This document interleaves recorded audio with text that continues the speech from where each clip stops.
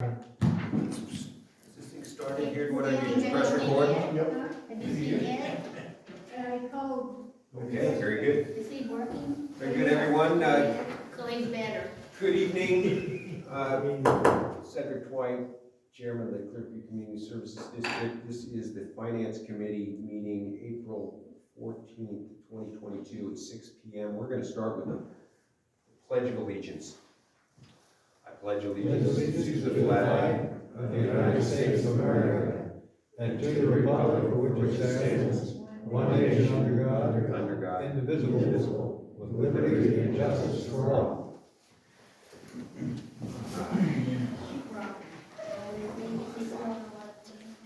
Okay, Always better? Yeah. we're going to start this out with open time.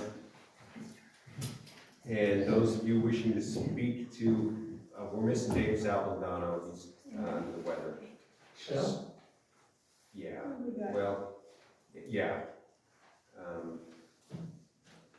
Bill, is there any additional news on Dave that we can share? We just received a letter from Dave Zabadano resigning from the board of directors just a couple hours ago. And the reason? I don't believe there was a reason. I mean, He resigned? I can't hear you. yes. Oh, is that when? Maybe it was health, didn't he have bad health? Yeah, sometimes we don't get a reason. We just get a letter of resignation. Okay. All right. I haven't checked my emails, but anyways, that's why I'm the only one here at this time, except for you all. Can somebody stand in, Dave? Your reassignment, well, I mean, Only at a board meeting you can reassign them. I think we'll have a rousing discussion. So I don't know that. I think procedurally we need to. I don't know how. I honestly do not know whether it takes a board action to put someone on a committee. Would one of the Board. yeah would. I think for what we're doing tonight, I don't think it's We're okay. necessary. I'm the first one on open time. Very good, very good. Scott McVeigh, please. What do you have in your mind? Real quick, we appreciate the June activity report, but considering that September, October, and my correct bill, that November is done also, can we get those posted online in sufficient time prior to next Wednesday's board meeting so we have a chance to review those? Newsflash, there is no board meeting next week. It's been rescheduled for the following week. So 2 2 weeks from now. That's correct. All right, now we know. With that being said, can we still get those up on the website as soon as possible? Yeah, we'll make them part of the board packet first. You wanna do that 72 hours in advance? That's fine. Thank you, that was it. Okay, cool. The rest of it's on agenda. Anyone else would like to speak on topics not on the agenda? Seeing no one, I'll stand. Dennis, go ahead, then. And I talked to Bill, about that, the water rights, charge, the state charges us about 19 grand for, water rights. Bill, talked to somebody, she said it was the water rights for the wells. And, that charge just keeps going up like 15 to 19. every single year, it's several thousand, additional. And it seems like that currently, when the Bureau won't, sell us any water, and so we're forced to pump and use the wells. And that we're using the wells, it's under an emergency. It seems like the state could waive that, or waive part of it, or something like that. I don't know if it would take the lawyer can we make some telephone calls and try to get a closer thing about exactly Yeah, what it is? yeah. It went up 11% from last year, just rough numbers from the activity report we were working on. Another angle that we might work on is that, we are engaged with the GSA. And so, with respect to the state's interest in the groundwater and the need to acquire a fee from the district, I could see where they might, and I don't know what legal footing they're standing on, but with respect to a typical argument would be, well, we need to be able to monitor groundwater and cover the employees' expenses of monitoring the groundwater. The extent with which that overlaps the EA GSA would be an interesting piece to push on as well, I think, and say, we're investing, or we're going to have to invest. Well, they invested initially, but we're gonna have that ante on an annual basis to maintain our status in that organization, in that agency. So maybe they could give us a rebate for, being responsible and engaging in that, in those processes. So, I'm only one board member, but I would think we'd all like to hear, if you can find out more information about where we might be able to find some relief, that'd be swell. It seems like we're paying it like double. I mean, Oh, yeah, we are. Well, we're paying the association, and then we're paying the state for essentially the same thing. Yeah, it's worth additional investigations. Maybe make a note of that and remind us that we failed to act on that, and maybe just a note to file, so when we hire a new general manager, that's also on their agenda. I have a question. Yes, The Russell? question is, shouldn't we be thinking about who else is paying or who else is not paying as far as those fees? Why should we be the only one or two places paying if the rest don't pay? Why are we letting everybody dictate our wells? Yeah. They took away our water rights, Yeah. they took all our ag water.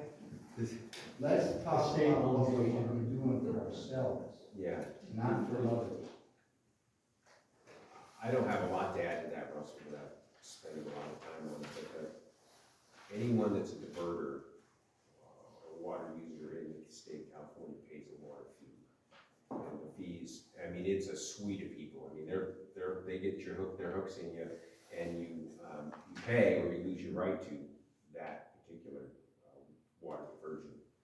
So, it's a very, once you start into that, and they're staffed up with oodles of lawyers, because lots of people have an interest in protecting their water rights, and so it is a challenge, but I think that everyone is paying. They've got a pretty massive budget, they have a lot of staff, they've got a lot of lawyers, and the problem with water usage and allocations in the state of California are complicated, to say the least, right? 40 million people in the state, and everybody has demands on that water. So I don't want to spend a lot of time on that. Or anything else on the open time? All right, swell. So let's go on to new business. Review the activity report June 2021. And I'll leave that to Bill, who's worked hard with the accounting staff, and Dave Zalbandano, and we're going to miss him. Yeah, so I didn't ask for this to be a topic of the finance committee. So, and I really didn't have anything to do with the activity report at all from fiscal year 21, but I believe it was part of tonight's discussion to justify the drought rate and to make sure we were not double charging. It should be anything. Okay, so that would be like I'm not exactly, I saw the agenda and it looked generally okay, so I said, let's go with that, but it sounds like it would be most useful if it was a subtext under revised drought rates, since it's integral in at least helping to understand the costs that go into the drought rate formula. Sure. So let's look at that, let's just take that particular item and think of it in terms of supporting the revised drought rate, which, so with that, we'll just close out A and use it to help support the discussion under B, revised drought rate.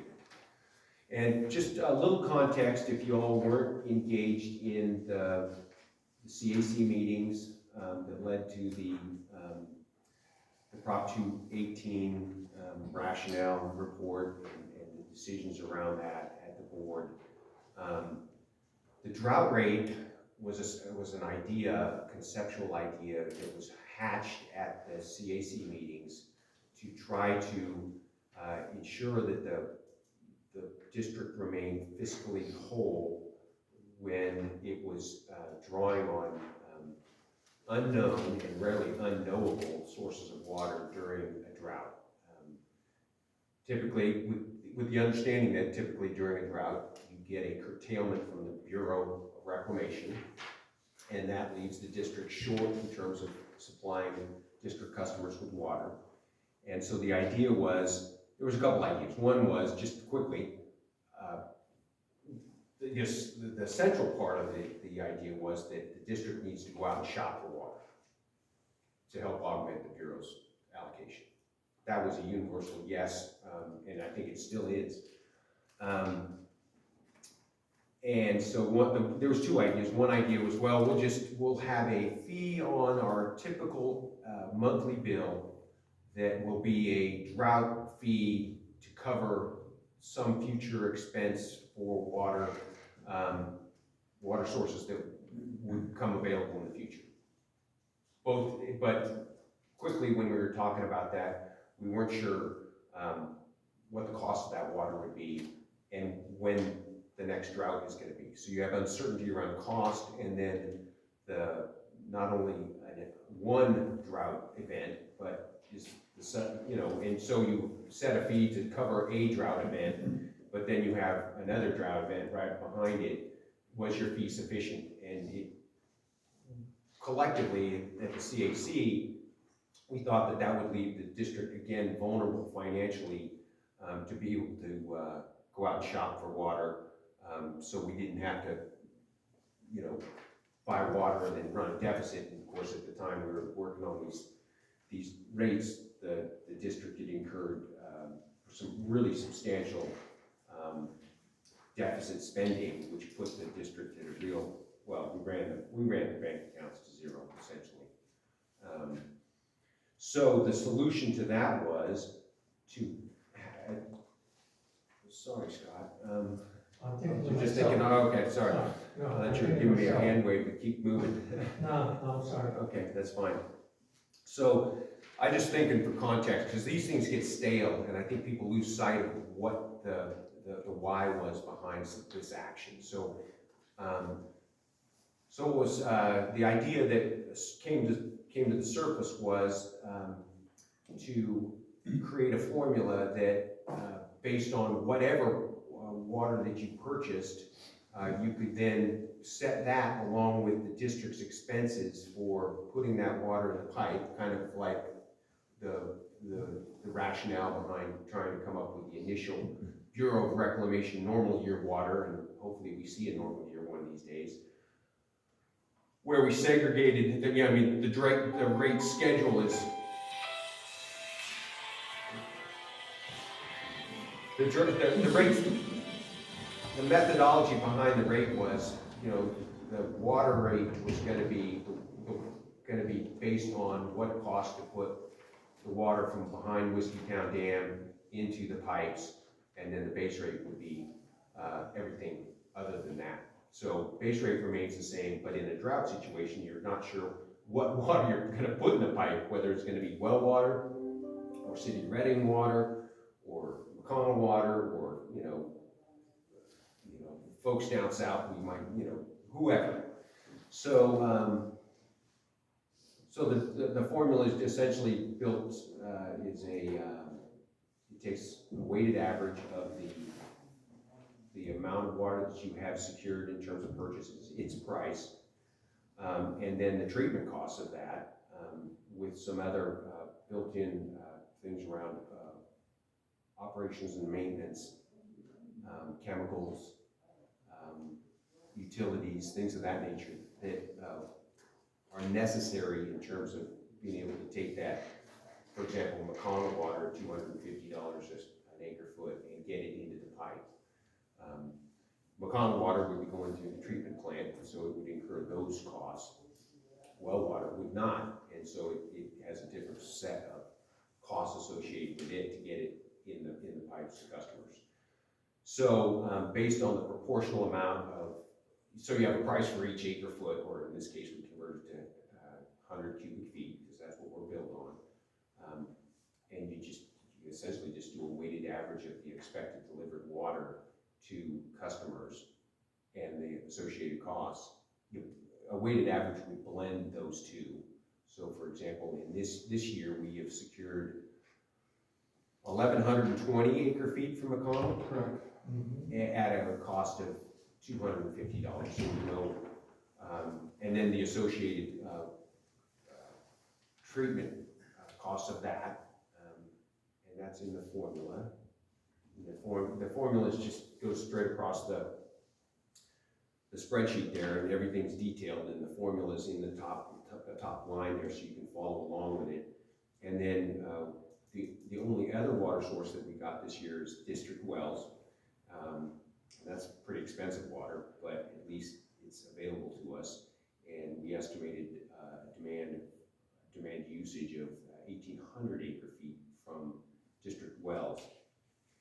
And so from there, you just need to be able to determine, you can take the acre foot costs, the acre feet and the cost from each source, you turn it into a price per HCF, and then it's just simply, you're just adding from there, additional treatment costs.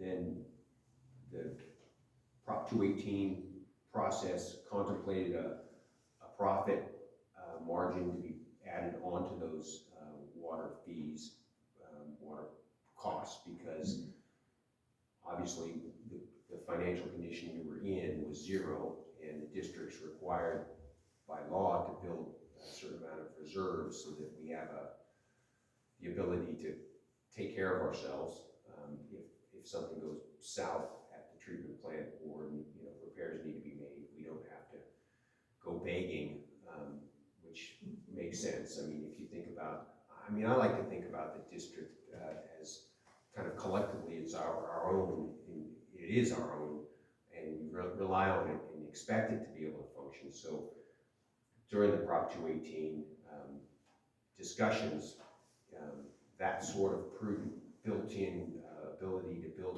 some reserves was considered and thought to be a good idea. So that's why you see that profit in column F. Then you get into up in G, total water costs. The total water costs then are just multiplied by the volume in HCF, and then you sum those products, which is the weighted average, and you end up with a blended price per HCF to pay. The challenge this year is, Question? just a minute. When you're ready. Just a minute on that.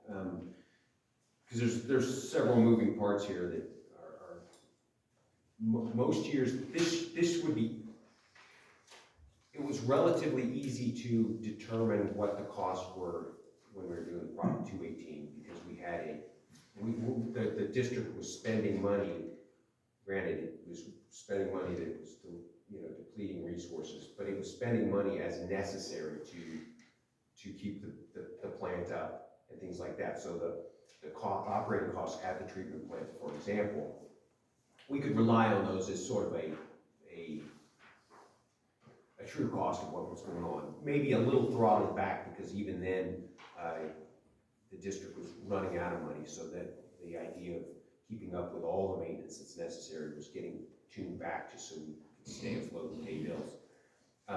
Last year, of course, the rubber met the road, almost went bankrupt, to be quite frankly, you all knew that.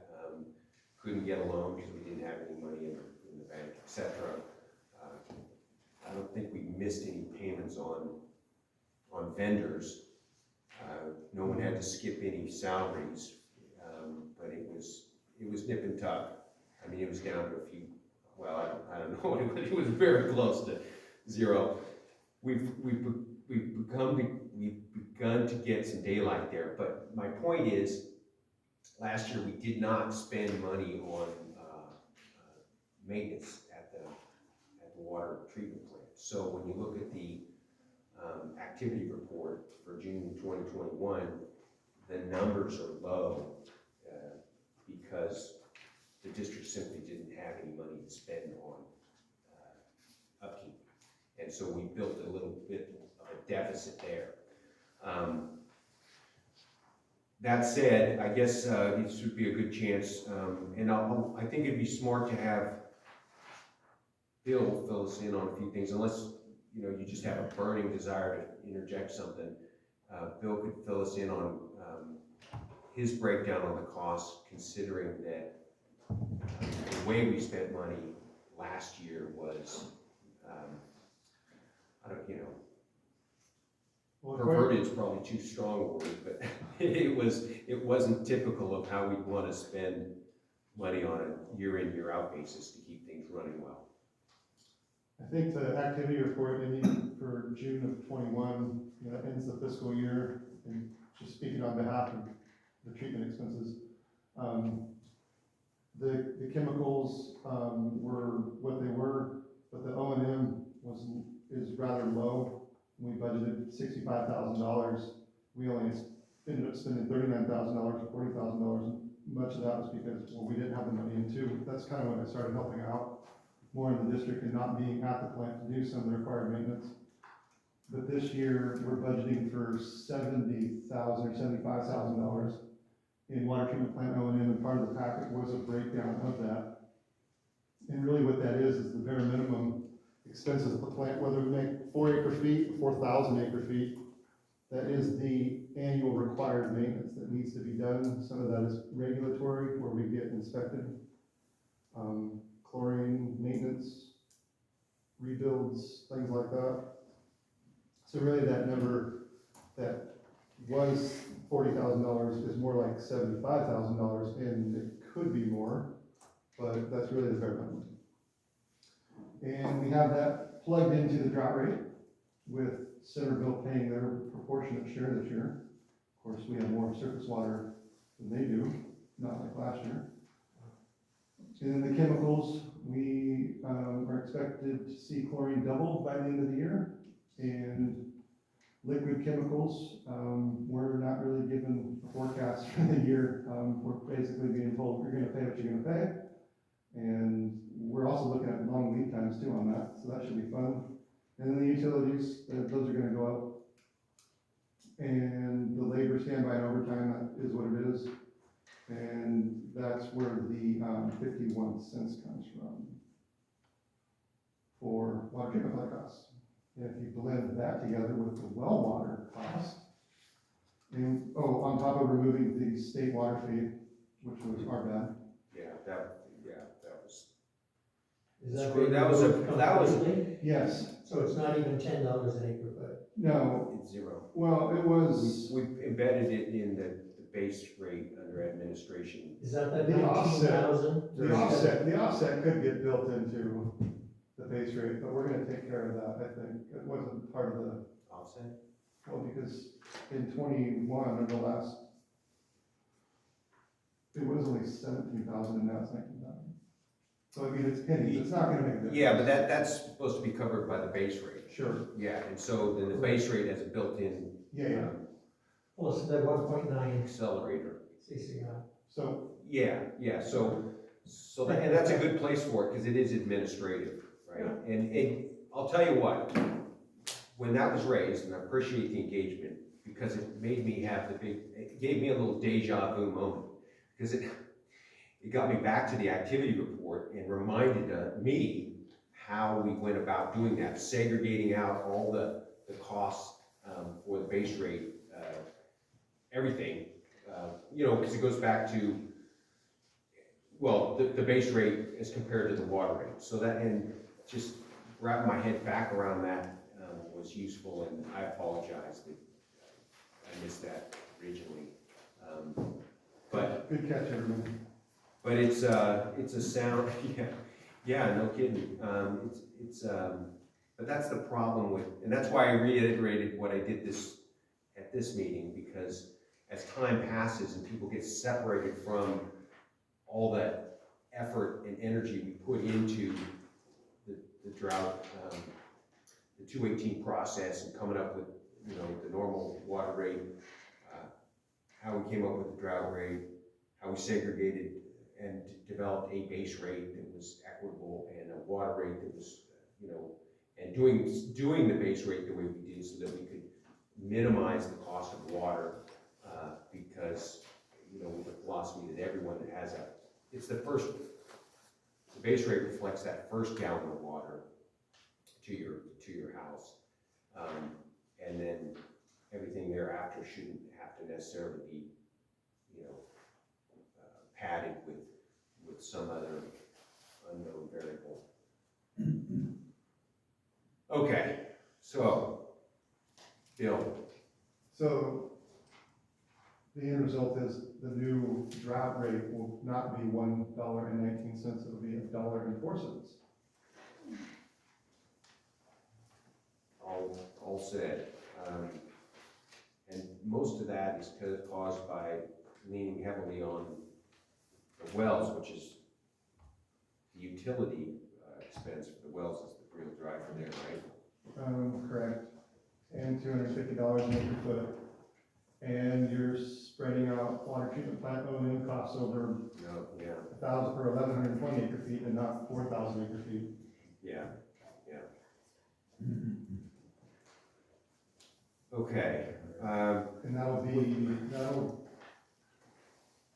effective the 21st, but that can't go onto these bills that we're doing now, so it'll go on the June 1st bill. But it's still at 121, isn't it? Correct. So it's the So last it's dropped from 121 to 104. Correct. Unless we make adjustments to it. that's right, yeah. If we can get some more certainty around chemical, in particular, and then just, you know, hope that we can stay on schedule with the O&M and not have to. Yeah. Well, the good news about that is with only being able to treat 2,000 acre feet of water, is we won't be buying it very often. So. Yeah, that's true. That's true. You don't treat the groundwater very heavily. Not liquid chemical, but with liquid chlorine. Okay. I'm talking about the water treatment plant, but liquid chemicals. Okay. So I would like now to open it up to the public for input on this. Scott McVeigh, Thank you. share your thoughts on this. Starting with the revised drought rate, we'll get to the others later. Built in the base rate is a 10% rebuild the reserve accounts, correct, profit? Built into that base rate? It was So the Prop 218? It was 1.8%. I thought it was a 10, but there's an 1.8. amount built into it, is that correct? 1.8 on the base rate and 4.1 on the water. Well, when we first, developed the rates, we stuck on that 10%. Well, our target that we were trying to hit and to meet in terms of meeting what we estimated would be necessary to, meet the I total believe in the revenue for the. justification for the Prop 218, there was a 10% mention to rebuild the reserves, if I remember reading it correctly the other day. So my question is, if that's the case, why are we adding an additional 4.1% on top of that? Yeah. So the when we were trying to develop how much revenue the district needed to have for a particular year to qualify for loans and build reserves, et cetera. We were shooting for a target number that, I don't remember padding that number though, 10%. But I do remember, and it says this in the drought, the rationale is that we need to, because that number, while you're shooting for that, you don't really know where you're gonna arrive at it, right? That you're gonna end up with, what you end up in terms of total revenue from the year is whatever the actuals are, right? Actual against Of actual, course. actual revenue against actual expenses.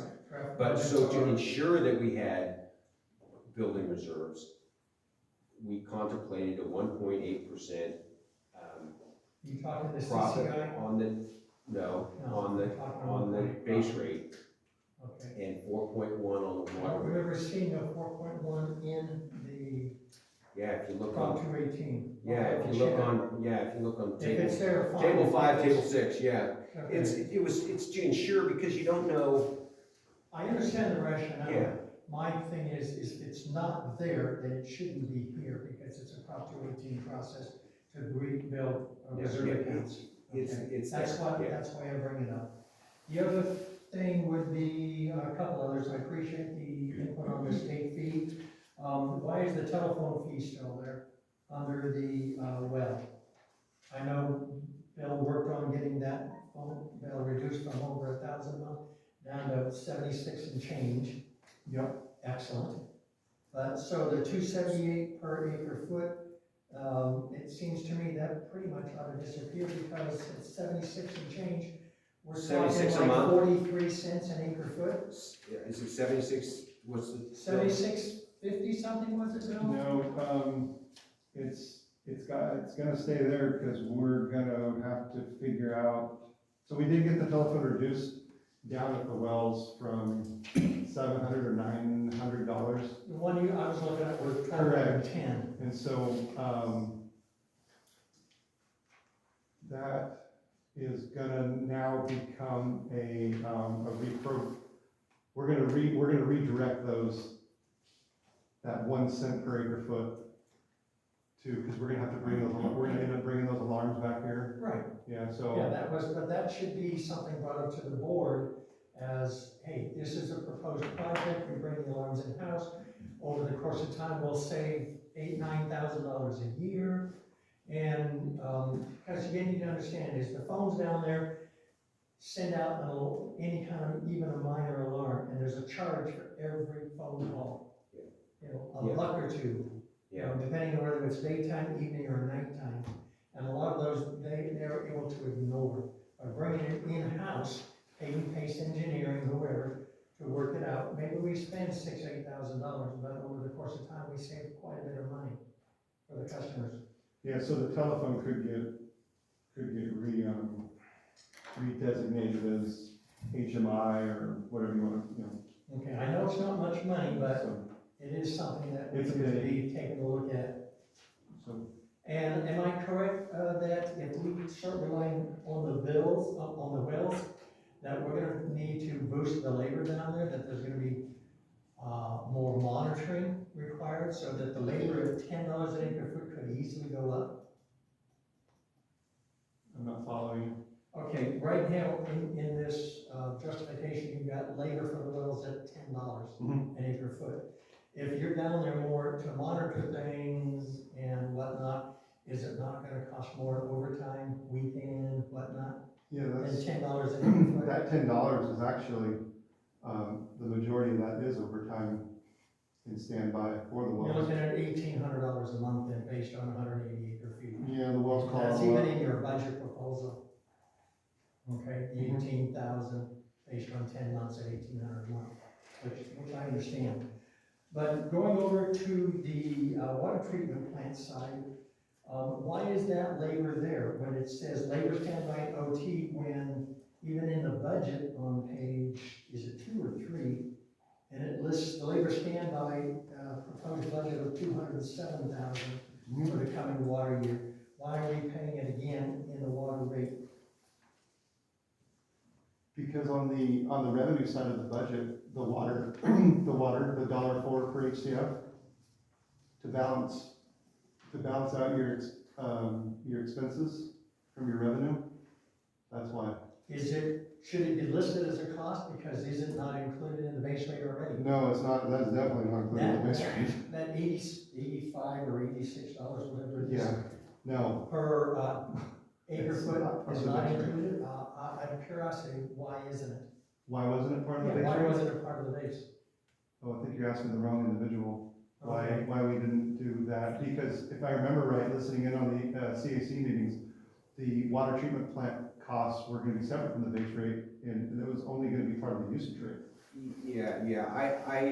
Because that's pretty straightforward. I agree. I mean, I have to, looking at, if you look at the problem is, the problem is typically, the assumption is that you can go to the June activity report from the previous year and get things like labor standby at the filter plant. That's a line item on that activity Right. report. You should be able to plug that number in and feel good about it in terms of what that should cost. There was 242,649 on there. So, and that's kind of ballpark from 2020. I think that, It makes it look I like. don't know. Twice. $85 an acre foot works out to 20 cents. Let me see what this Well, costs. 85 times, 1,120, that was somewhere in the range, did I do the math on there? $95,200. Based on the 1,120 acre feet. That's an acre foot. Sorry. Okay. So that's an additional. So it's 9,500, 95,000 on top of what is budgeted at 207,000. So is that a realistic number for the filtration plant operation? Yeah, if you take 4218, which is the total acre feet, well, we did, what was it? It was 4,100. It was 4,100 acre feet out of the treatment plant last year. 4113 off the top of my head. Is that including Centerville? Question, did that include Centerville's water? No, that's our water. That's a lot, huh? That was 4,200 out of. That's more than we did the year before, which was, the one we were working off of at the CAC was 3349. Right. So, I mean, we found some water last year. It was expensive though. So if I take the labor standby from the June activity report, $242,000, and That was the annual cost, right? Yeah, so to get a labor and standby, which was part of, the drought rate and the Prop 218 process contemplated that labor, because it's at the filtration plant, which is what it costs to get the water in the pipe. If I take the 242 and divide it by 4113, I end up with 58.99 per acre feet, not 85. But you're not running that much this year. Oh, it's really big if you only say 1,100. If Yeah, you divide by it's 1,100, it goes Right. through the roof. Right. So that's some of the conundrum that we have when we're trying to figure out a number. So I mean, obviously the districts. Wow, I don't know. So I have last never run a year's filter plant, filtration so plant- I'm a little out of my depth in terms of how you can find efficiencies. If you're only running 1,100 acre feet, how can you, Yeah, I don't think you can run it any more efficient than we are. yeah. I mean. Oh, I don't disagree with that at all. Okay. I'm curious as to why we're running the labor both on the drought rate and in the proposed budget. The drought rate that page is justification to come up with the $1.04. In the budget, you've got revenue, and then you have expenses, and the idea behind the budget was, well, we were told to make a budget, so we knew how much we wanted to pay somebody. We need to. One of his job. I understand that. wrap our We hands were around. under the impression though that any labor costs, whether they be the well filtration, administrative office staff, were all covered in the base rate. The base rate was, the base rate couldn't have included any well and booster station costs because we weren't running the well and booster station back then. No, the filtration plant. There, you got it just a little bit wrong, Scott. If you Okay. go to your activity report, and so I'm on page 3, Page 3. and it says water treatment. And so the way we were able to develop the cost of water, normally or whatever, page 3, actually it's page 2, Page 2, my yes. PDF says page 3, but it's page 2 on the written word. Okay, so under water treatment, it says labor standby. Filter plant. Right. Yeah, and if you go over there, if you go year to date, 649 you got $242,000. and And if you change. divide that by 41,130, I 113, you get 58. So the problem with this calculating this year's is that, is it fair to say it's $58.90 if we do 4,100 So acre what feet? you're saying then is the base rate did not take into account Not that a way. change in surface water allocations. The You The understand base what I'm rate, saying? the You're base rate dividing only by had 40. labor that wasn't, the base rate didn't have any labor associated with the filter plant in it. It's, Okay. if you go, so the water rate was calculated by the water treatment, there's about 9 lines there, I'm just, and then it goes from transmission and conduit, all the expenses down from the activity report in that's your base rate. Everywhere from that line down is your base rate. But it did have the labor standby as part of the water rate because you need someone at the filtration plant. Well, Or if we're pumping wells, in theory, we gotta think about how that works. But right now, we don't have any labor for the wells. We're letting that wash into the base rate, essentially. Right, because we're using field staff and. Yeah, so right, same thing from that with the, perspective, with the water treatment plant is you have the staff in place, there are a known amount. so the point is, yeah, so Cost. so the point of tension here is, from 2021, where we treated a lot of water at the filtration plant, 41,113, and it cost $242,649 to do that. This year, expenses do go up, and we're gonna treat a lot less. Our interim manager is saying it doesn't change, the costs don't change in terms of the variables up there, except for chemical, et cetera. But the labor, for example, just the labor, because that's the one we're wrangling about, the labor. So if you take 1,100 feet and you divide by I understand. that, you get this giant number. So Bill has found some number, some sweet spot between I $58.99 understand, and 200. and 200 something, and he's arrived at 85. And so, is that gonna be right on the money? You know, that's what the manager has to contemplate when he's sharing this information with us. And he's gotta make an estimate that doesn't jeopardize our ability to continue to move in the positive direction fiscally, so we can, Let me come at it from a slightly different direction, and so what you're telling me is, anybody who works in the filtration plant, Toby, I'm not, Bill, any of them, they're not included in the base rate anywhere, any shape. Their labor. what I'm telling you is that the labor / standby at the filtration plant, whatever adds into that column, and I haven't sat in accounting and figured out what that is, but if it's a bit of Toby and a bit of Chad and a bit of Kristen going up there and doing something, then that's gonna end up in that column. And so last year, under the accounting principles that they have for keeping track of labor at the filtration plant, it was 242,000 and some change. And so this year, it's going to be, Bill's telling us that it's gonna be around the same number, even if we only do 1,100 I acre feet. understand. And I can't say, Bill, you're full of it. Yes. Others wanna say that, but I'm not ready to go Do there. less work and get paid more. Well, That's what you're saying. No, It takes so no, long to filtrate You so still much have to water. have the If people you that are filtrate paying. twice as much, it's twice as long. Now we're going to reverse, and you're gonna charge us more. right, so let's take this one at a Let's time. start. Scott, do you wanna, are you still on a roll? Do you wanna cede your time to someone else Just and then real come back? quick,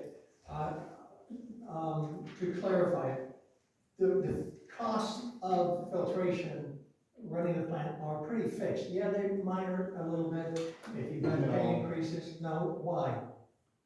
Okay, Because so if you're paying for here's people to actually one. be there, Here's one. In fiscal year, in 21, we had $48,000 budgeted for chemicals okay, for 4,000-ish acre feet. right. And we're gonna spend about $48,000 on about 1,000 acre feet. Oh, I understand that. That's the exactly. chemical. have chemicals That's left not over. But that's, dealing with right, labor. that's not a fixed, that's still not a fixed cost. Right, but Right. isn't your So as far labor as pretty labor, fixed?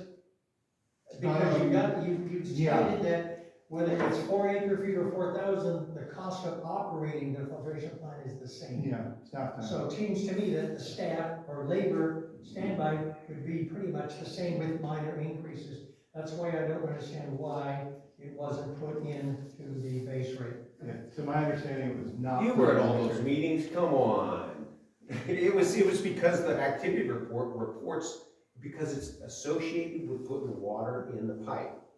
So water in the pipe is different than water delivery, administration, all the stuff that happens after that, right? you're And so telling in me the that- activity, we let the activity report guide us.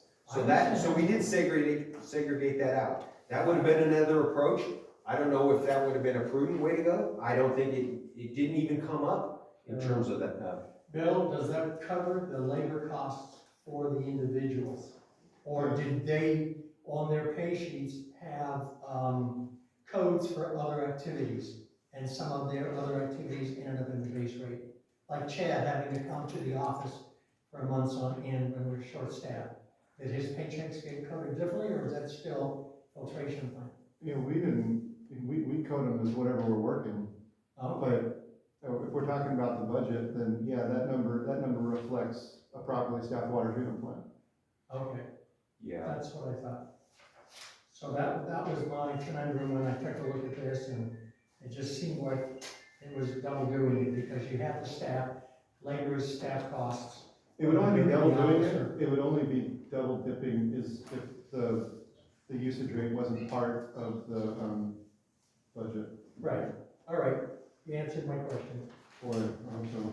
At least on this part. So, yeah. So, just, Sandy, do you wanna, No, do you wanna my get, knee all right? hurts. I'm Right, gonna stay absolutely, right then here. stay right there. You know, one year the Bureau drew the lake down so low below our intake valves. Now what's gonna happen if they do that again?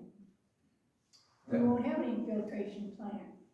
Yeah, we need No water. we need to be able to we better get to that McConnell water soon. Then you won't have No. to It's pay all these expenses Well, for the yeah. filtration plant. Yes, we'd be in trouble if that's the case. Hopefully that doesn't. They were gonna do it, but we went up there, a big group of us, and we protested in front of TV cameras, and they backed off. But the Bureau was going to do it. I don't know what year, I can't remember. Probably 77. Yeah, 77, 78, we had 3 years in a row. Sandy. Probably. All right, We so, might ought to plan for that too. so what do y'all think about what we just talked about in terms of Would be out there. O&M, labor at the water treatment plant? You guys feel like that's I mean, the $85 It's a per acre fixed foot. cost for the most part, isn't it? Labor, standby, OT. Well, it was $219 in 2020, and it was $240 something Well, in. of course, because you've got a, inflationary. Exactly, and that's, index. but what the thought was behind segregating it out for putting the costs for the water going into the pipe was that when it fluctuates down, people buying water want to appreciate, they want to see that number come down.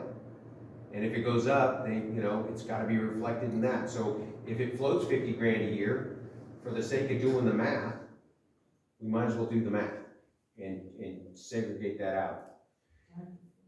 All that said, though, I mean, this is all we steer the ship over the course of years, and the finances of the district improve, systems and efficiencies come about,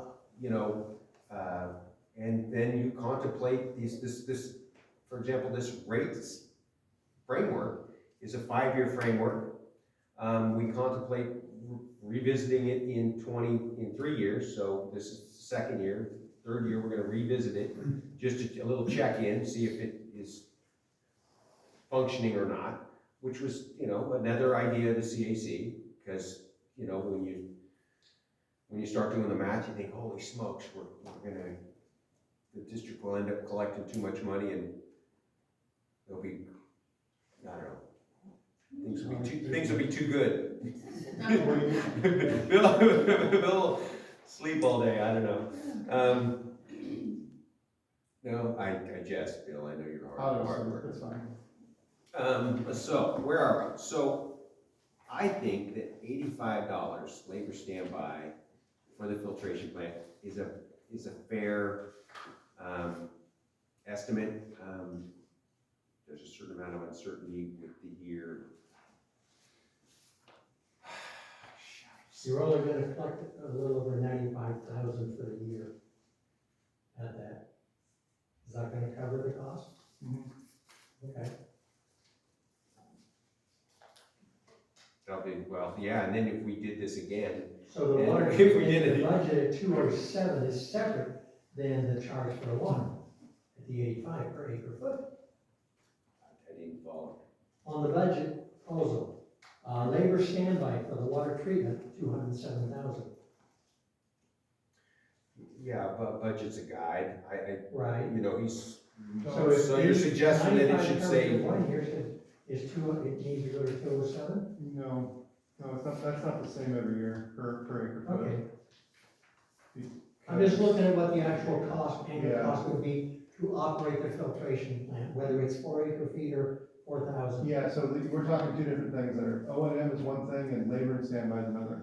Right, and this is on page 3 of the draft budget. Yep, Water treatment, labor standby, 207,000. yep.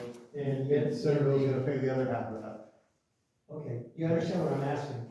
Is you're showing two different numbers. Yeah, I'm being told 95,000 will cover the operational cost for the year, yet now I've got another Good question. 207,000. yeah, You know, just clarification, so we understand. yeah, absolutely. I'm not saying you're wrong, it's just. I know, it'll be fun when all these books are caught up, we can really get down, you know what I mean? Yeah, Yeah, and now Dave's, but we do have an accountant, and Christie's back to help administering things, so we should be still making progress towards getting activity reports on a timely basis. okay, Good. I'm ready to move on to the next item. If they are. Any other comments from the public? I got a couple. Please, Terry. This paper that you guys, we put out, when we did the Prop 218, Thanks for your help with that, Terry. yeah. According to it, we had 10% for reserve. And you didn't address the 4.1 in the revised budget. And the way I understand this is, it talks of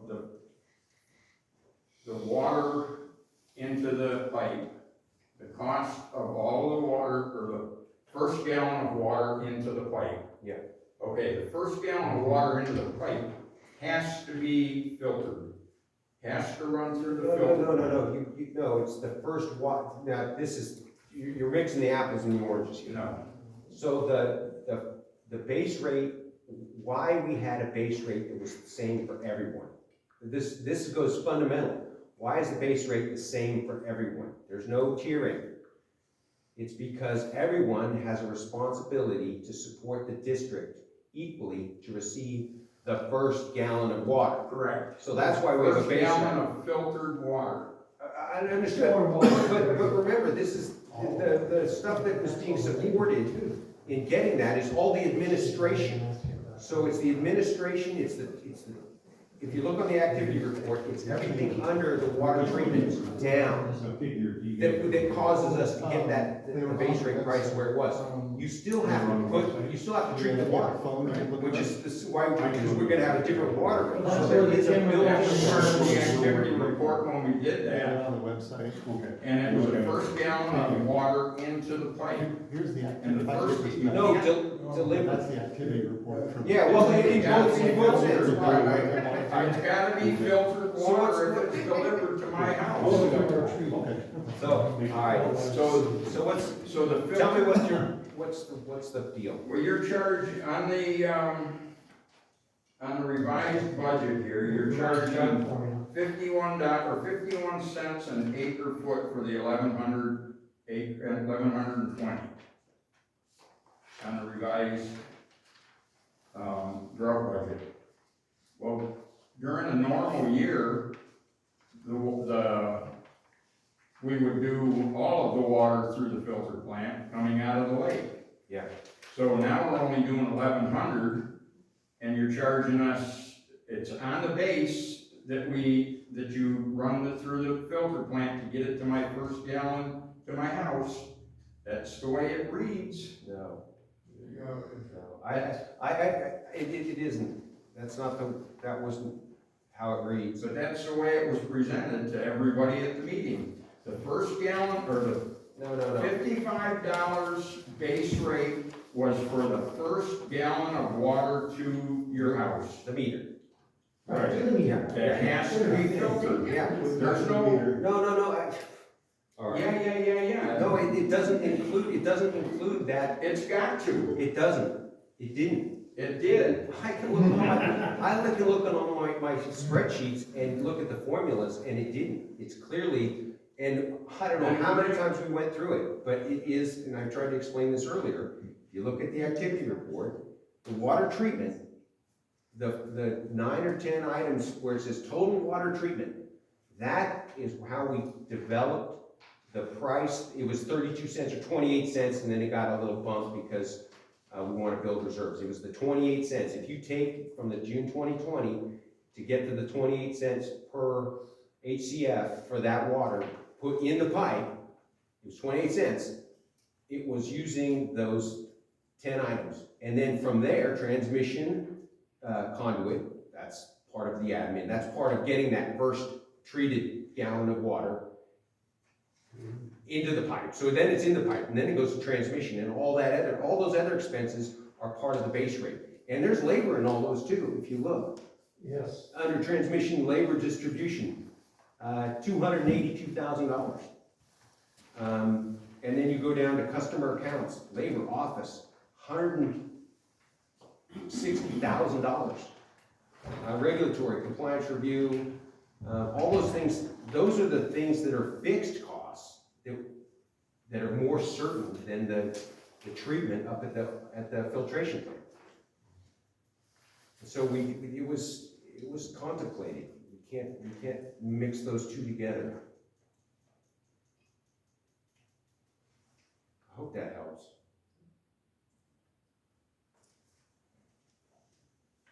So are labor distribution and labor standby two different categories then? Looking at the June activity report. You've got for the filtration plant, labor standby of 242,649, and then next section down, transmission distribution labor of 282,744. You know, I don't know the accounting. The office labor was 114. We move up. There's 3 or 4 different labor charges Right. after the water treatment plant. It'd be interesting to know what the difference is between the water treatment and the distribution. Because you're looking at $525,000 between the two of those. Which document are you referring to? June activity report, Okay. year-to-date, labor standby filter plant, 242,649. Yep. Then down below, not the conduit, but the transmission distribution, labor distribution, 282 and 74. That's once it goes into those big old pipes, and let's hope they all hold together.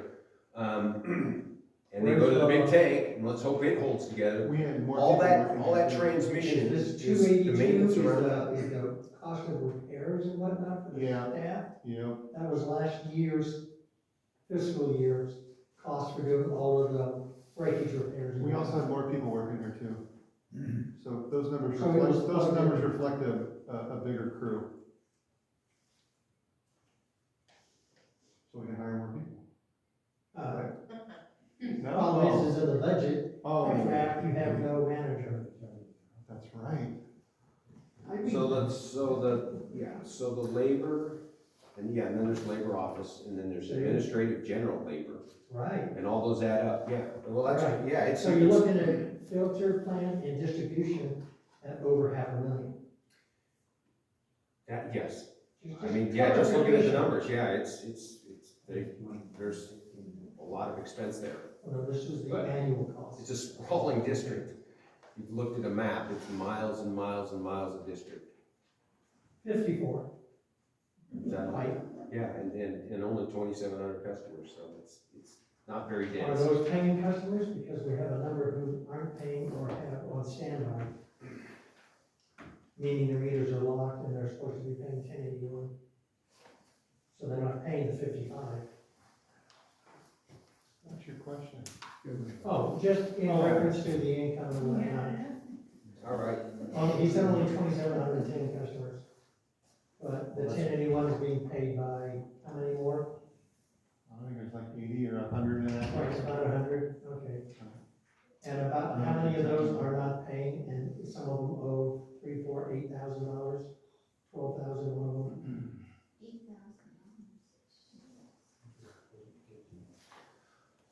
Terry? Thanks. Says the base rate includes the operations, repairs, reserves, and all other costs related to the production, treatment, and distribution of water.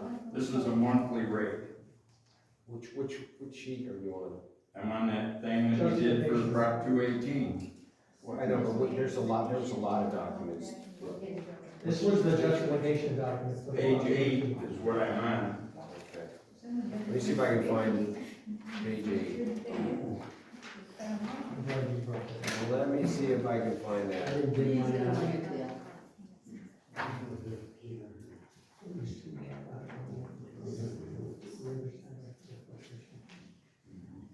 That's the mayor's fault. He just said it was-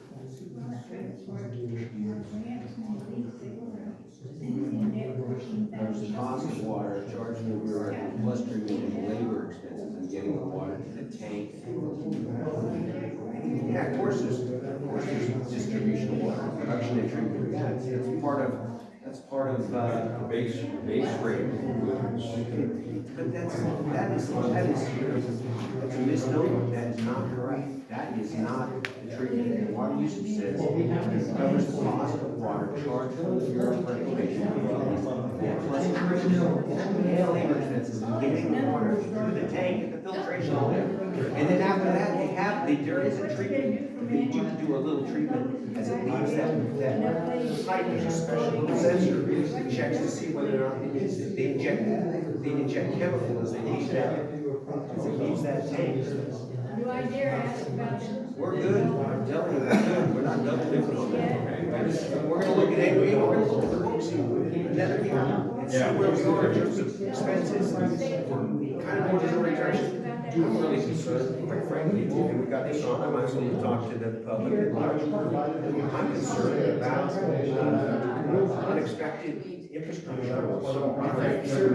Yeah, and so, We can't charge everybody else. We can't make up that deficit all at one time on our backs. No, and I think it is, And that's why that 1.4 come up into question. You're already charging us 10%. No. We estimated, and that was the estimate to try to get a total number that would allow us to get a loan, right, for the grants. Right, we didn't get, so we're already paying $1 extra for that. And now we're paying 10% plus 1.4%. So, 1.4% per 100 cubic foot. Or you're doing don't see that 10% There's no unlimited sense. We hope to get that permit. I don't even know if we can, where I get that All permit. you gotta do is we don't have any books. It said 10%. And that's It what doesn't say target in here. Yeah, bring it in line. It said 10%. I have to. They don't do it. Thank you very much. They don't do it. Figure out what Same guy, what? particular line we're on. It's hard to find what you got. But when you're dealing with the standards. Well, see, on the default level, not on that. Thanks, Terry. Okay, back to business. So, where we at here? Just clarification, so what did you come to? He agrees that Terry agreed that it's separate, the two labor, it's appropriate to have a labor charge. And it was expressed in the, What about the 4%, 4.1%? rationale. Is that in there? If you look at table, if you just go to table 5, at the bottom, very end of the thing, it has it in there. Okay. Yeah. That's fine, I just didn't. Yeah, so, these things get stale, right, so it's good. Just holding your feet to the fire. It's good that it gets stale and you got to go back and remember exactly what the heck we're doing. Yeah. Or have done, what have we done to ourselves?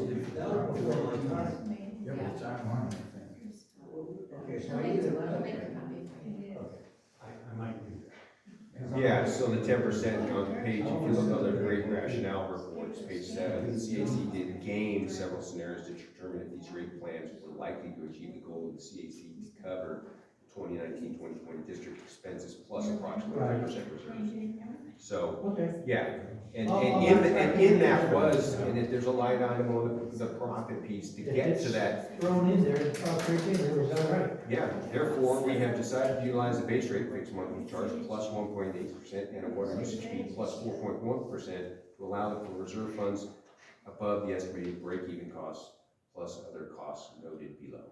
Page 7, it's all on. Okay. But it's fantastic that we're bringing this back, because I haven't even really thought about this very much that hard since we wrangled with it at the end of 2020, so it's good to get back on the proverbial horse. So to move on to C, I think we should, the revised drought rate that we landed at about 4, based on our interim district manager's best estimate of what those costs would be to put the purchased water in the pipe was $1.04. And I personally think that is, I think Bill's done a good job estimating those expenses. And we do have some pretty uncertain costs that the district may incur because of inflation, 8.1% last. Was it a quarter? Did they report on the quarter? In any case, that kind of inflationary pressure, could put a budget in jeopardy pretty quickly. So, Real quick, request. I think that's what would be my recommendation to the other directors when we bring this to the board, that $1.04 is appropriate. Can you, update this to reflect the McConnell Foundation of 1,120 instead of the 1,100? Good, thank you for that. Yeah, we talked about that before the meeting. That's $280,000 repayment. It doesn't make a difference in the price, but Oh, that's right, yeah, it didn't change much pricing. No, it doesn't, but it. It should be in there, yeah, how much It it is. costs, yeah. it is a my version in there. Okay, that's Not fine, enough. it's just not on the Good. It website. won't work once you get to Any other interesting comments on the drought rate before we move on? All right, thank you for all your engagement in taking us back to late 2020, when we were sweating over this stuff and spending hours and hours and hours thinking about it. Appreciate it. So draft budget fiscal year 2022-2023, I asked Bill to try to put a budget together because the Personnel Committee is contemplating very seriously hiring a general manager, full-time general manager. Okay, so when I hear that, I think, holy smokes, how's our budget? Because that's more staff, that's more healthcare, that's more retirement, and It's not. There's no dollar amount on the line. there is, yeah, whoa, all right, well, yeah, all right, well, Which means the healthcare and everything else probably didn't get adjusted either. Scott McVeigh just pointed out that the budget that's in front of us this evening doesn't have a line item for the new general It has a line item, but there's $0 amount. $0, all right, line item, no money. I just wanted to show that I was thinking about it. Yeah, placeholder. Okay, so I know we had at least one committee meeting where people were talking about, was it a committee meeting or a board meeting? People were talking about expectations around what that general manager would get paid, and there was some kind of goalposts put out there, a low and a high, and of course, when the personnel committee and the district at large is looking to attract a highly qualified individual that'll do a good job, we're gonna need to know, the personnel committee will need to know for sure, and the board as well, what the budget can support, right? And so that's why we were looking at, I was asking for a budget just to get some idea how we're doing in terms of how much room is there for another mouth to feed, so to speak. So Bill, what's your thought on the draft budget 2022, 2023 in terms of looking at O&M, some of you had put together a series of expenses that you thought that the district need to address over the next, this year and kind of immediately thereafter. What kind of slack do we have in the budget right now to, The budget that was put into the packet is reflecting our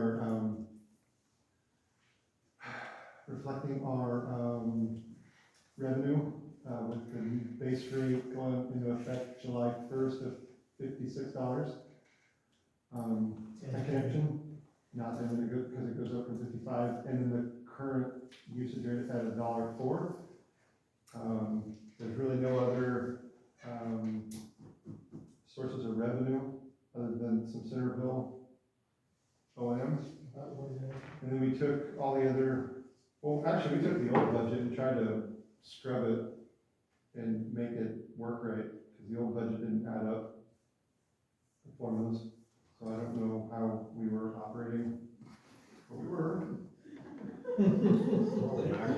Yeah. That's the We're word. waiting to prayer. And so we took some line items out that were no longer used. We tried to put some line items in that were being used, trying to clear things up a little bit. So it does reflect our current or our forecasted revenue versus expenses, without the general manager, without overuse penalties, so it didn't pollute it. okay, But it does include the WIN Act revenue from the customer bills, and it does reflect what we're gonna pay this year to the Bureau. It doesn't reflect any emergencies, but this should be pretty close. Actually, I see a couple of errors on my part, dollar volume wise in a couple of spots where I missed something, missed a one. But other than that, we feel like this is pretty close, but we're gonna continue to research,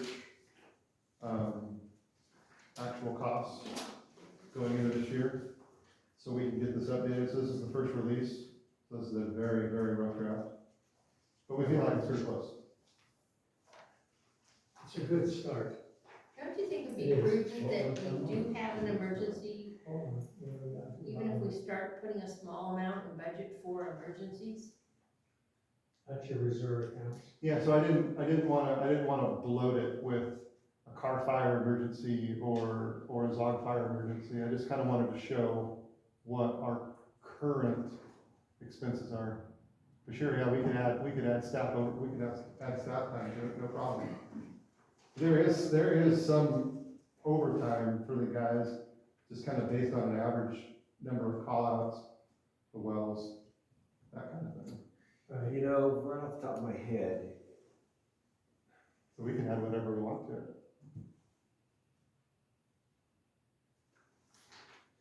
can you, Well, I just know that any good budget person always says, you know, you should always have something, I know we're trying to build up a reserve, but you should always have something for emergencies. like the contingency fund, there's nothing in the contingency fund. Yeah, so some line items, I didn't even know we didn't know what they were, or where a dollar value would even come from. Yeah, you know what we could do, might be a good idea to run this, run a 1.8% off the base rate per month into a contingency fund, and run 4.1% off of the water revenue into a contingency fund.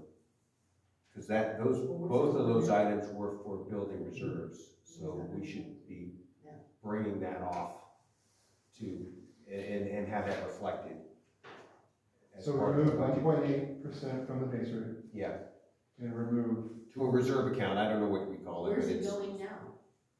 it's part of the general General fund. fund, one for the HOA, well, one of the reserves. it's just on a piece of paper currently. It's just a crystal ball. It's floating there. Yeah, so really it's. The painful thing about last year was that it was very hand to mouth, because we ran the accounts down to zero, essentially, and we were. Oh, we Well, got some of them. yeah, the district collectively, Some of them. Y'all, well, y'all did it. yeah, I was a We customer did. when it was happening, and it was, there was a series of things that happened, and so now we're trying to, we're recovering from that. So Right. currently, the excess that we're paying, the 1.8, the 4 point whatever, is just been going into the general fund? Although it was It's been- stated that it was supposed to be in there to build a reserve? Well, Is that what you're telling me? I'm telling you that whatever revenue that we brought in last year was to cover immediate expenses and keep the district afloat. And the extent with which that built cash in, I think there's a line in here, total cash in bank. It's, you know, it's there. Are we, But if what's we have a the- good accounting system, I don't know that it concerns me that it's, in one line item or another, but I think just as a Well, yes, it matter, does. as a matter of discipline, Absolutely does. So, as a matter of discipline, I think that the budget for this year, because last year it was a rough year. I mean, I don't know that, we could have, I wasn't sitting over the book, so I'm paraphrasing here, but certainly now, I believe that it would show good fiscal discipline to take those quantities of revenue and then put them into reserve account. I don't know how many reserve accounts we have, but we need to build, I think there's at least 2 that are required. Filtration but plant, in the Are there 3, proposal, Sandy? the filtration plant, and the water tank, Okay, wells, okay. 4.6 million, $400,000 grant. We have to We're reserve about back 5.5 that. years from paying that off. I'm sorry, I got distracted. What was your the question? question is, in the 218 and in the proposal, and what we have paid since last year, those funds, the 1.8 and the 4 point whatever, was stated, and y'all have stated it already today 100 times, that that money was supposed to go into reserves. No, So you're it's- telling me now no, that no. it did not go there, You misunderstand just slightly. okay? It's there, it's additional revenue to build reserves. If the district, so last year's budget was a mess. Our expenses were like a wave about to crash on us and drown us, sink the boat, so to speak. And so those funds may have, that revenue to keep us afloat may not have been available, even if we'd like to. But as we right the ship fiscally and we find our fiscal footing, then, and I think what I'm suggesting is now, and I'm looking at you, Bill, because are the books in a condition where, in terms of expenses to the district, demands on the budget, can we take that 4.1 and 1.8 from those two revenue sources and put them in reserves without, and not cause us to miss payments on, or what have you? Are we talking about the budget? Yeah. So this hasn't happened yet? Yeah, I know. Oh, okay. I know, so, yeah, so this So, is, so I just need to move some of this dollar volume, I just need to make some different line items in the expenses, yeah, and, reset Got that, yeah, yeah, 1.8% of the base rate, 4.1% of the usage rate. that's right. So, and we're in good enough fiscal shape now that by doing that, we won't have to then go, well, gosh, well, we'll have, if we had an emergency, I guess we would have to go, gosh. And to clarify what should have been happening is, since the base rate went into effect in, I think it showed up on the customer's bill November 1st, the $55, 1.8% of that should have been being moved into reserves. Okay. Yeah. Yeah, I got it. And then 4.1% Of the usage. of usage. Okay, That's the monies that right. folks are wondering, where's that? And why isn't that being put into reserves? Well, probably, my guess would be because we had to pay Bella Vista a crap ton of money out of something, and then we ended up paying the city already $250,000. Oh, yeah. So, And we paid the bureau. oh yeah, Win Act, don't forget that. So there was a lot of unforeseens that we have paid. Yeah. So just because it's not moved into a special account, doesn't mean the money isn't accounted for. Yeah. Okay. Yeah. Well, I didn't mean Thanks that, for that. Bill, I didn't mean that, I just meant, since we're starting to get the ship upright. Yeah, no, I understand. I just want, when everyone's talking to me, I wanna make sure we're talking about what document, or, this is literally just a crystal ball. Well, I'm having trouble here, and if, are we still in the middle of, we're gonna have a sidewalk?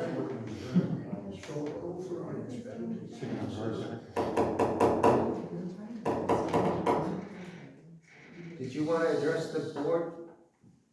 Did you wanna say anything else? No, because I can't hear what Bill's saying. Bill's sharing with us some pretty important information, so it's nice to have a little quieter in the room. It's okay, it'll be on YouTube by tomorrow. I don't know if the audio will be eligible for that, but that last round, it was pretty noisy in here. Mr. McVeigh, did you want to? Some questions about the draft budget. Please. Thank you. Bill, under revenues, you've got 61,000 listed, that's that, 188 per customer. But and I noticed on the debit side, it's 215, that's 154,000 difference. Which line item? Oh, budget page 2, WINAC, other revenues, that's the $1.88 paid, that's 61,000, that's pretty accurate. But do people realize that our payments are 215,000 a year, and where are we on that? The WINAC payment, has a payment been made this year? Yeah, Okay, so we don't have another payment until next year, no, but we got a shortfall of our collection of about 154,000, correct? Because we're only collecting $1.88 per customer per month at 61,000 annual, and the payment's 215. Yeah, well, yeah. $154,000. Yeah, 154,000 shortfall. Okay. I just want people to be aware that that's where some of this extra money is gonna have to go. Yeah. And the good news along that is we're not paying interest on it, I know, which is I good, know. because they wanted a big number interest rate wise to finance that. Anyways, I do have some other questions on I'm here. surprised, Bill. Well, because, yeah, I mean, nobody was giving us a loan, so, I mean, Yeah. yeah, it was, Right. it was big interest. Yeah. we couldn't qualify either. We Just lost some them. points of clarification reading through the budget. Meter register replacement, that's page 3, just below transmission distribution. You've got 25,000 in there. How much should it be, Scott? I don't know, I'm asking you. So is this a historic number? You've been spending about 25,000 a year? No, that was it's part of the new meter reading upgrade, is we're gonna be able to start doing the new registers to the, Oh, okay, I understand what you're doing now. the gray ones, the CEs and not the Right. A's. I understand, now that's great. Scott's been in the office a lot, so he knows the lingo. Yeah. That's Now, good, what that's about the good. backflow, testing certificate? There, you've got, $8,057 there. Is that an annual cost to renew your certification to be a tester? No, we have two options there. We can do what we did last year, and we can pay a contractor to do all the backflow testing for us, because your backflow tester was a little bit busy, so we. Yeah, I understand. Okay, so I'm that looking costs at this line item. $4,800. And then we wanted to put some money aside for sending someone to get certified, other than me. So Chad or Toby? Does it have to be a T3 at least? No, No, okay, you can go do it. I'm retired. But you'll do it if you'll collect the $4,800 to get it done. No, I don't need the money, thank you. So we were just trying to throw everything at that we could, cover all I the different understand. angles. Okay, next page over, director's fees, you have listed at 8,500. I think it ought to be 9,000, because if you take the 150 amount and, by all the directors and multiply it out, even though, yes, we've had an opening every once in a while, if we're gonna do a budget, it should reflect what it could potentially cost if everybody's here in place. It It should be it should reflect 9,000. 5 directors. Yeah, right, okay. Can I ask you what the travel per diem is on that same page? It's $1,200. I've noticed it on other, budgets in the past, so I'm just curious what that is. $1,200? I'm gonna go to Vegas, all right? Whatever. I'm gonna For come the clean opera right now. convention, yeah, so that's always actually been on I'm the just budget. Yeah. I'm sure, I don't know what they used it for in the past, but what I had in mind was all the testing that was available up here in the Reading area has now been moved to Sacramento. So Okay. distribution, treatment certifications are now in Sacramento, computer-based testing, so there is travel involved. Backflow or cross-connection control, anything is all in Sacramento. And are that's what- those need to be renewed annually or something? No, but people need to go get tested to get certified. If we send somebody to do the general tester for the backflow, Okay. that's in Sacramento. So they just drive down, take the test drive back. Well, that one's a little bit different. That one's a 5-day, class, and then you test on Saturday. So there's expenses involved in that, but, Yeah. yeah. So we can take that out, but, Well, I'm just curious. I noticed it on multiple budgets, multiple years. yeah, I'm not saying you take it out, just what is it? And if you're gonna Yeah, be yeah. spending it for certification, then maybe it should stay in. When is it? Well, if we If it's anticipate, an annual cost for to send employees to Sacramento, When? whenever the state has their tests. yeah. I mean, it's just a, Take it out and put it in the savings.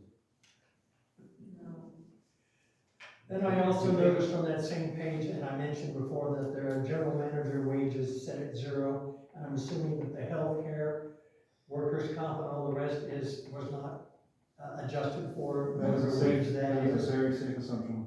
Okay, so that's a shortfall in this draft budget that needs to be adjusted if you're gonna have accurate numbers. Yep.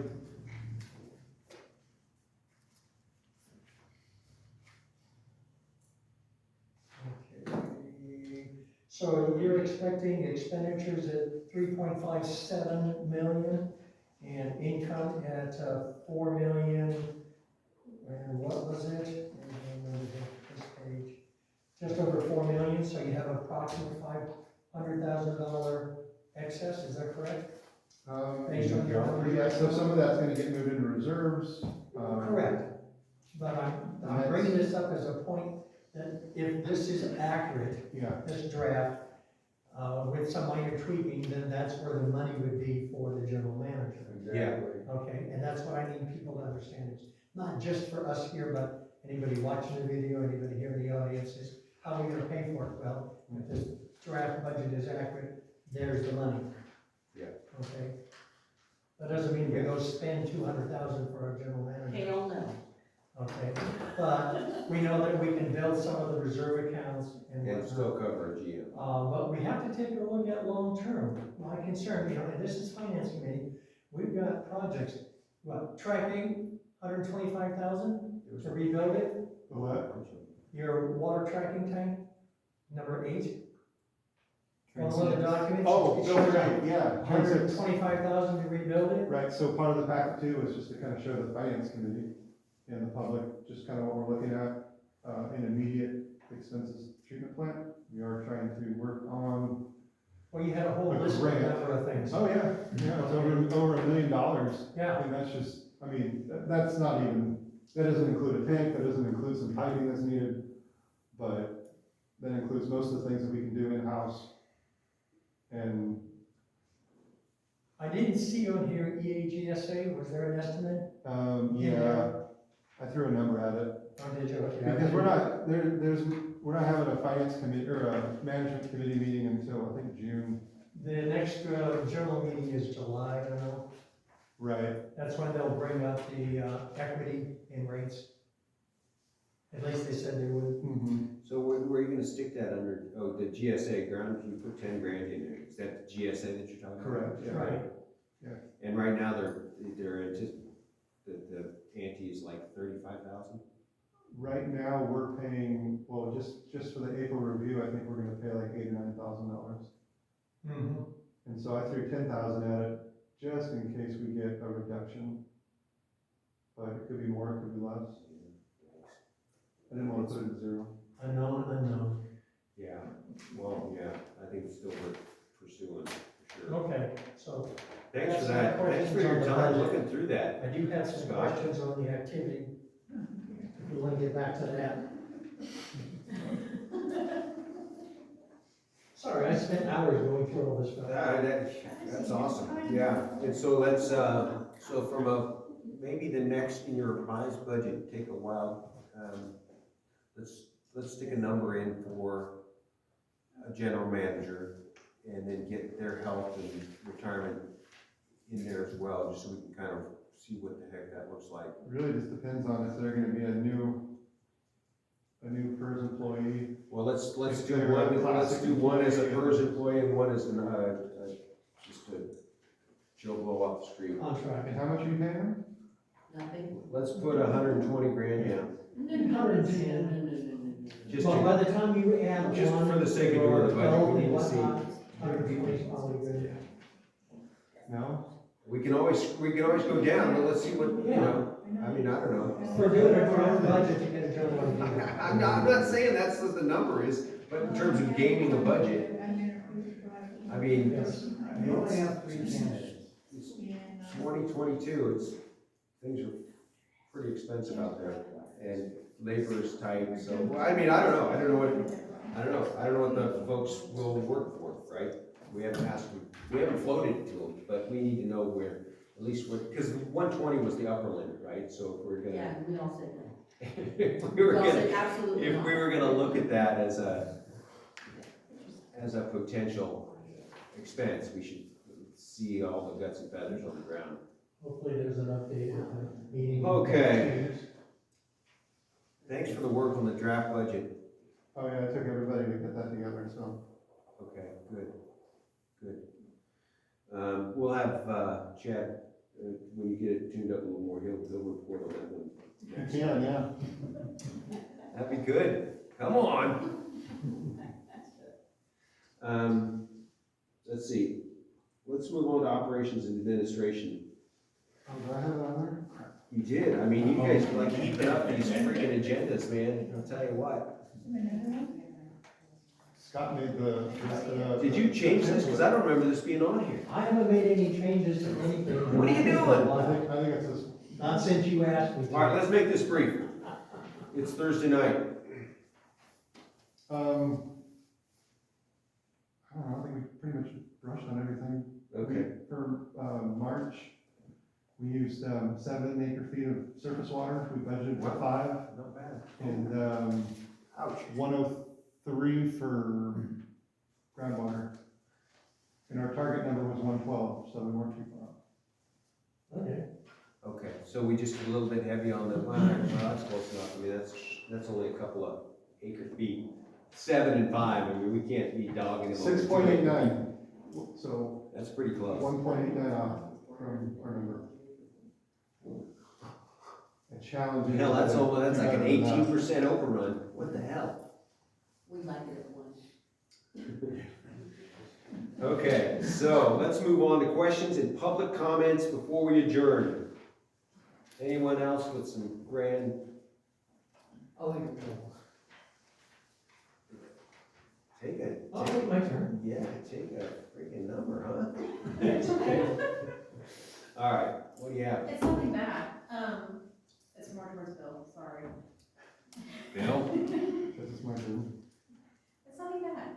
So Beverly had submitted some stuff from the Happy Valley Community Committee on questions, and we did get a response from you for some of that stuff. I'm sure it's gonna be brought up in an actual meeting, not this one, but it is kind of finance related, so that's why I'm kind of asking. So with our wells, we have one generator to run our wells, and we should probably have two. How much does a generator that size cost? Oh, to buy one? Yes. Oh, 300 grand? probably between 80 and 150 grand. Mm-hmm. Our generator burns 12 gallons an hour under Oh my that load. Yeah. Diesel. Diesel. And now $8 or $9 delivered. So, Okay. so our plan, based on what we saw last year, I know that was part of your guys' question, was to not run, potentially not run the generators during public safety power shutoffs and just run surface water. To Because save money. save money because, you know, if it happens, Right. weekends, nights, that's overtime.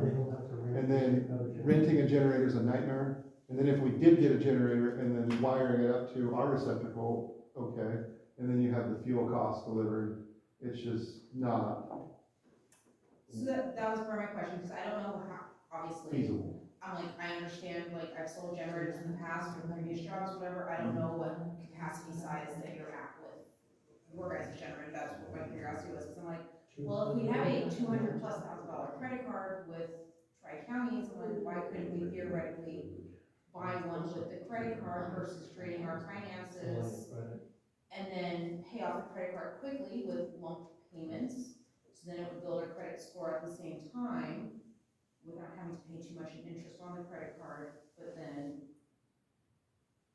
that was kind of my thinking. Yeah, so the wells too they're a standby source and they're expensive. We only really use them in a drought. So let's say we invested the resources, the money into another generator.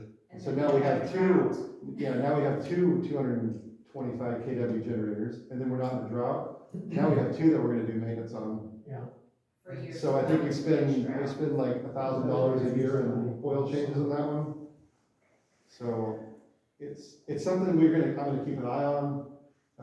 Everyone's gonna do their part to conserve water. We're gonna have this water budget built up going into September, October, when they're gonna start shutting the power off.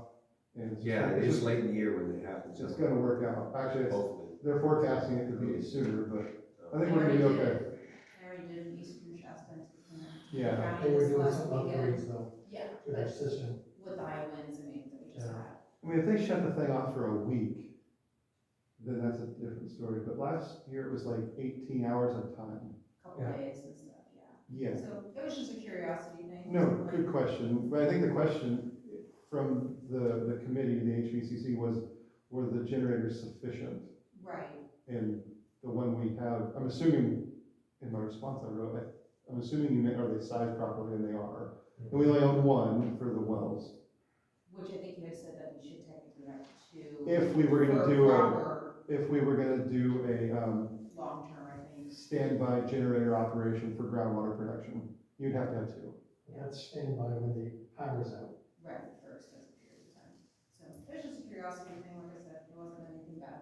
So, for instance, the power went out last weekend, right? Last weekend, and we just let the wells went off the line, the booster went off the line, and once the 4 million gallon tank got low, the valve feeding from the treatment plant, the valve opened up nice and smooth, and we used a couple acre feet of water.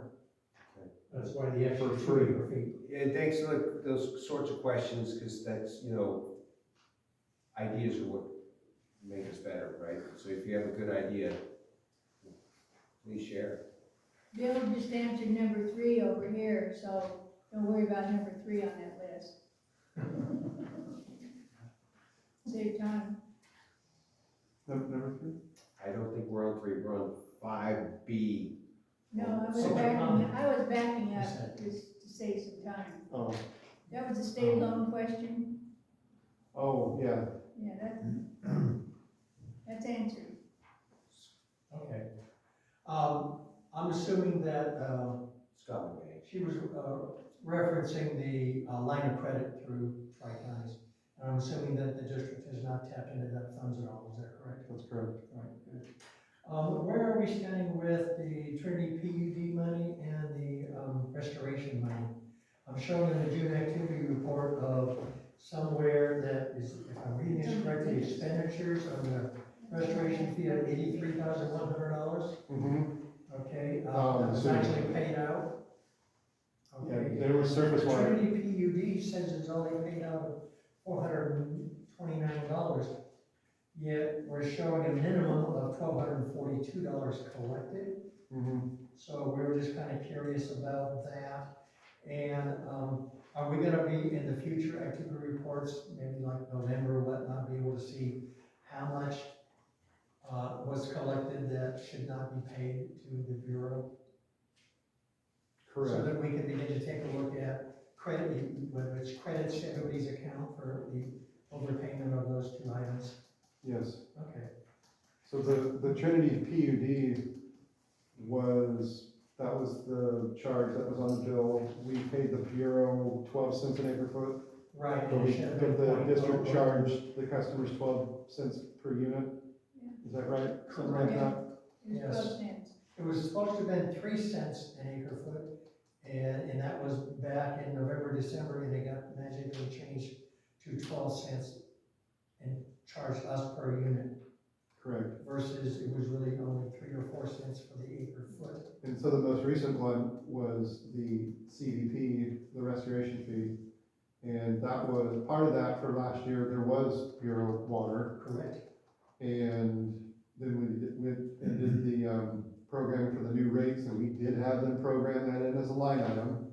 And at the time, I think it was just an oversight. Right. It should have been made inactive, so there was 4 months there that we were collecting the, 5 cents on the M&I and 2.5 cents on the ag. And off the top of my head, I have the spreadsheet on my desk. It's $1,600, $1,700 for M&I-ish, and $664 in ag. Was that just for that short period? Correct. For that, Because that for that didn't year. get taken, the restoration didn't get taken off until, what, last month? Correct. So. But we didn't use any really water. from June or July last year, all the way through. Yeah, so June there was, surface water from the Bureau, 425 acre feet. Right, And so, the ag customers weren't paying it wasn't on the ag bills. that's because in December of 2020, it was taken off. And Okay. then in, September, that was December of 2020, the restoration fee was removed from ag. And I guess when it came back up in September of 2021, it never got put back on, but the M&I still paid their Correct. 5 cents, Yep. okay? So that was $17,000 for a whole year. Right. Okay. I think that's everything off the activity report. Yeah.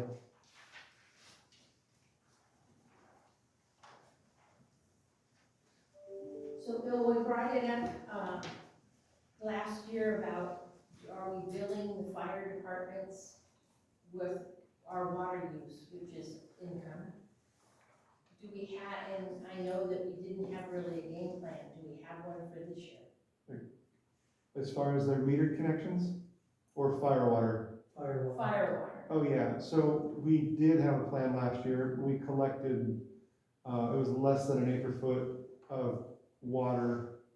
And that got submitted to the Bureau, and they did not credit us the 0.3 acre feet. It was just a fraction of an acre foot, and they bill in acre feet, so it was kind of a wash. So it's not that we're not doing it, it's just there wasn't that many fires, so hopefully there's more, I mean, we don't want the fires, but Yeah, that's a good thing. that's I did do it though, I Okay. promise. Actually, Scott helped put that So together. it's around 400 Yes. bucks that we lost, around 400 bucks we lost already. For what? No, you're talking to the Bureau, and they did not credit us for a third of an acre foot at their rate, Oh. which would have been the Much less. June, whatever.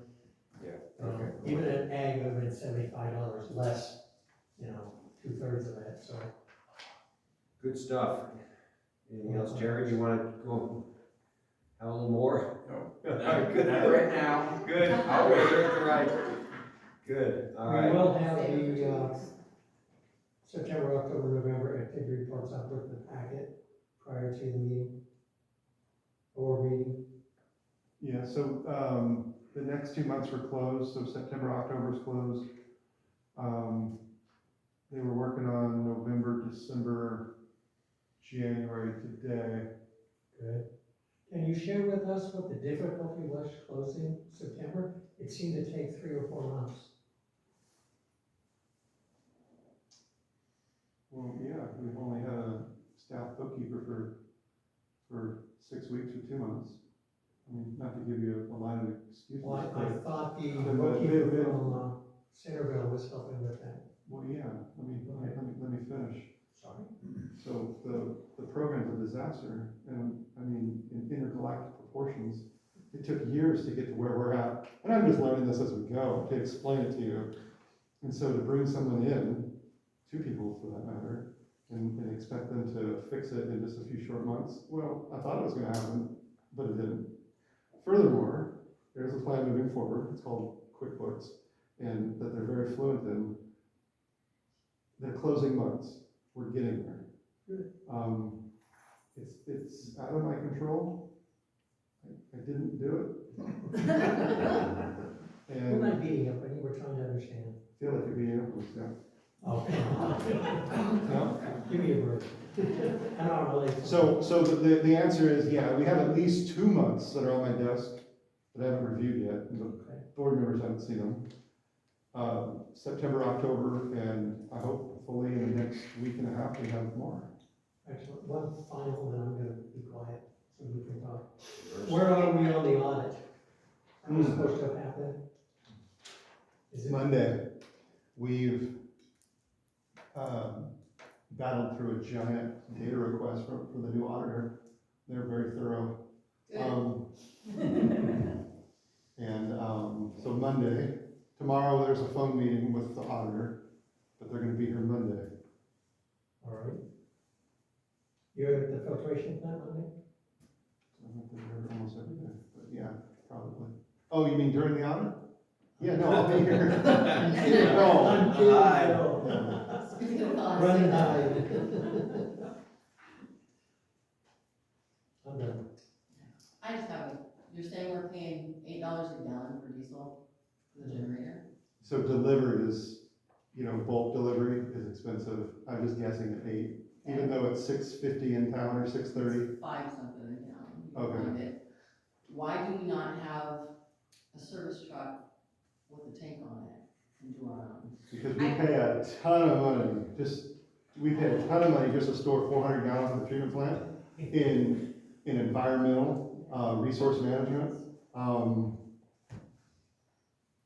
safety. So then containment here around all the houses, I could just imagine what that bill would look like. Bill, I can also answer that, you have to have a commercial license with a hazmat on there. Only, Yes. only if you carry over 100 pounds.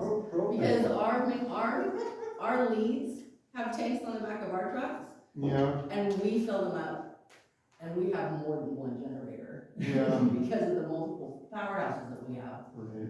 and we're not spending that kind of money So, to run the generator. I mean, we have Deep pockets. 7,000 gallon I tanks call that are deep ours. yeah, for the record, your agency is, I'm just saying. Oh, you don't know who I work for? oh, I do, I just wanted you to say it. I know. Say it. Come on now. Say it. I don't know PG. I'm good. But I mean, that's how Yeah, we also have to deal with PSPSs. yeah. And we have our leads go out and fill them up.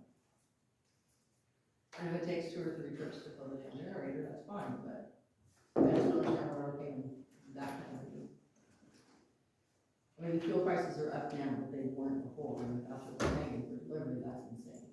And so just without power, without a generator at the plant, the just normal pumping of the plant, of the wells is, $375 an acre foot just in power. And that's expensive. And it's way cheaper to bring it from the other end. Again, I think it's a good investment if we were gonna, if we were seeing power outages for weeks at a time or months at a time, then, and we didn't have surface water, but according to my forecast, my calculations, we're gonna have surface water. But I'm all about new toys, new infrastructure. So, Any others, Rich? I'm just saying. guess what I'm gonna do? I'm gonna buy us a generator. No. I appreciate that. It's something we've looked at several times, and it's just not, I don't think the direction we should head right this second. It'd be different. I like if your we did- strategy. It'd be different if we didn't have a pool of water. It's nice to say that. Yeah, 0 was rough. You're looking at costs and bringing them down, and we're spending almost $3 a gallon. Just Okay. for delivery, 7:51, that's a problem. I'm gonna bring this meeting to adjournment. Did you